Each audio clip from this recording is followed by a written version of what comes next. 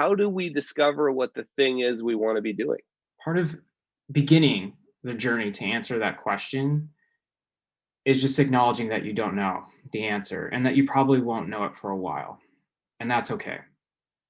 I think a lot of people are a little bit too hard on themselves to have things sort of figured out. A feature of primate cognition is to think of the world in linear terms.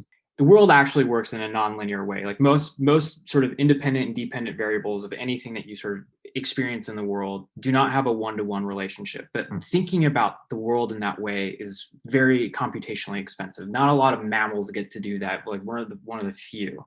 So we default to linear thinking. We tend to think of our lives as single round games.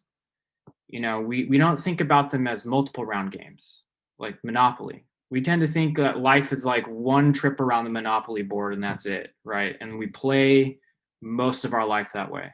We have this impatience for irresolution. Irresolution is computationally expensive. Ambiguity puts the brain in a constant alert state. It's like one step slightly above fight or flight state. It's again really expensive.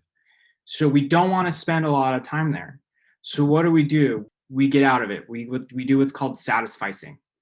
We take the first thing that is a good enough answer for us, even if it long term isn't going to be the right thing. How do you know what you really want? Well, you got to try a bunch of things that you think you want and see what sticks or doesn't. And guess what? It's not going to be any one of those things. It's probably going to be a combination of stuff that is sticking a little bit and some interesting insights that are that you learn along the way of the things that didn't work. And sort of together, that becomes the new massive collection of what you really want to do. It's not any one individual ingredient, it's the entire recipe. But you can't get there, on your first roll of the dice.